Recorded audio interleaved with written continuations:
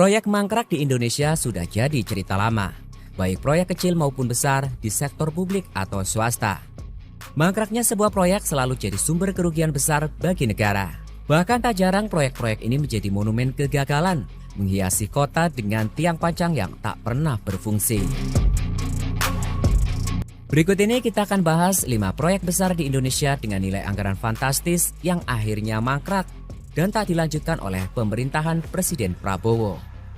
Apa saja proyek yang kini terlantar? Yuk, kita ulas satu persatu.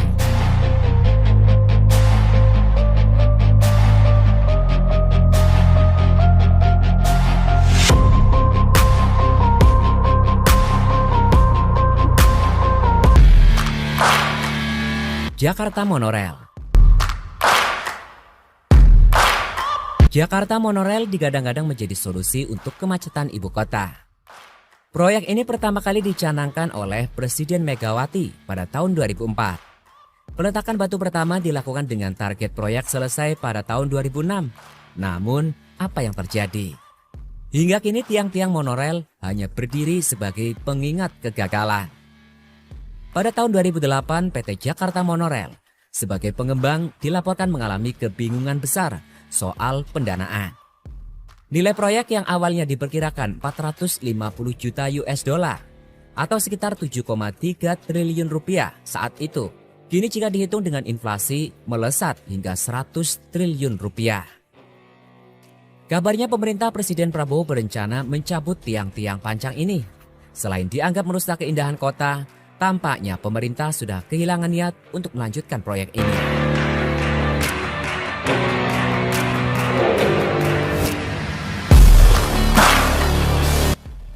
Jembatan Selat Sunda. Jembatan Selat Sunda adalah salah satu proyek infrastruktur paling ambisius di Indonesia. Ide awalnya muncul pada tahun 1960 oleh Profesor Sediatmo dari ITB.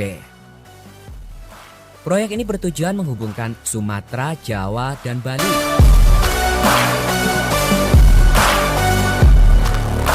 Sayangnya mimpi besar ini terbentur realita biaya. Dengan estimasi anggaran mencapai 250 triliun rupiah, belum ada presiden yang berani mengambil langkah besar untuk merealisasikannya. Namun jika dana korupsi sebesar 300 triliun rupiah yang melibatkan Harvey Muiz berhasil diamankan, proyek ini sebenarnya bisa diwujudkan. Tapi apakah Prabowo berani mengambil resiko?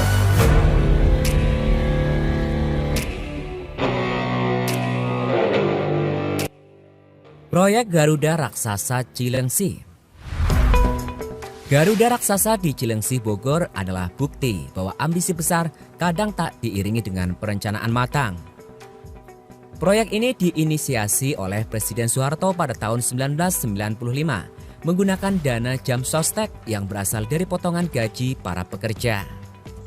Di atas lahan seluas 144 hektar, rencananya akan dibangun pusat hiburan dan pariwisata mewah. Namun proyek ini mangkrak. Meski nilai proyek ini tak disebutkan secara pasti skala dan kompleksitasnya, menunjukkan bahwa anggarannya sangat besar. Politikus PKB Arifin Junaidi pernah mendesak pemerintah untuk menyelesaikan proyek ini. Alasannya, dana yang digunakan adalah hak pekerja. Jika tidak dilanjutkan, bisa dianggap sebagai bentuk korupsi. Namun hingga kini tak ada tanda-tanda bahwa Prabowo akan melanjutkannya.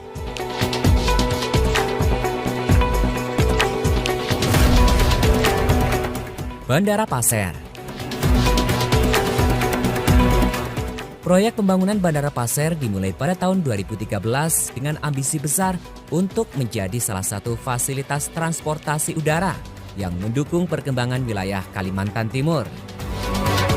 Dengan total anggaran fantastis mencapai 4,12 triliun rupiah, bandara ini direncanakan berdiri di atas lahan seluas 213 hektar. Sayangnya proyek yang penuh harapan ini harus berhenti di tengah jalan. Skandal korupsi besar mencuat mengguncang fondasi pembangunan yang seharusnya berjalan lancar. Dugaan penyimpangan anggaran dan penyalahgunaan wewenang menyertai proyek ini ke jurang ketidakpastian. Pada tahun 2016 ada secercah harapan ketika proyek ini kembali dilanjutkan. Namun seperti langkah yang sudah pincang, pembangunan kembali terhenti setelah berjalan sebentar. Hingga kini nasib Bandara Pasir tetap menggantung tanpa kejelasan kapan atau apakah proyek ini akan benar-benar rampung. Keberadaan Bandara Internasional Nusantara yang lokasinya berdekatan dengan Bandara Pasir menjadi salah satu alasan mengapa proyek ini kehilangan urgensi. Bandara Nusantara yang lebih modern dan strategis membuat Bandara Pasir dianggap tak lagi menjadi prioritas utama dalam pengembangan infrastruktur transportasi udara di kawasan tersebut.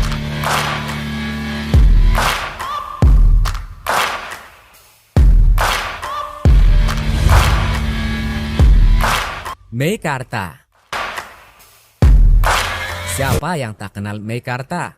Proyek ini digagas oleh PT Lipo Karawaci pada tahun 2010 dan digadang-gadang menjadi kota terencana paling modern di Indonesia. Dengan nilai proyek mencapai 278 triliun rupiah, Meikarta direncanakan berdiri di atas lahan seluas 500 hektar dengan 100 gedung pencakar langit. Tidak hanya itu, kota ini dirancang dengan berbagai fasilitas, 10 rumah sakit internasional, pusat bisnis, mal, hingga 150 sekolah. Proyek ini juga mengusung slogan terkenal, "Aku ingin pulang ke Meikarta." Namun kenyataannya berkata lain, masalah perizinan dan konflik dengan pemerintah daerah menjadi batu sandungan besar. Salah satu isu utamanya adalah kawasan Meikarta tidak masuk dalam peta tata ruang untuk kawasan hunian. Kini Meikarta menjadi kawasan sepi yang mirip kota hantu.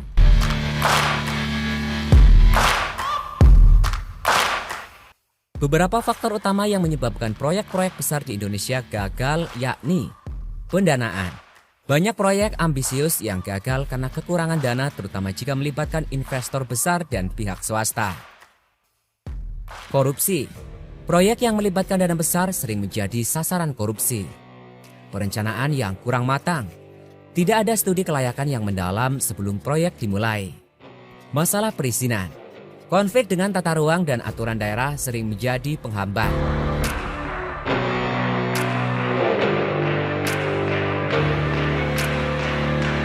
Meneruskan proyek mangkrak membutuhkan keberanian politik dan dukungan finansial yang sangat besar.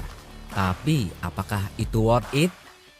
Beberapa proyek seperti Jembatan Selat Sunda memiliki dampak ekonomi jangka panjang yang signifikan jika selesai.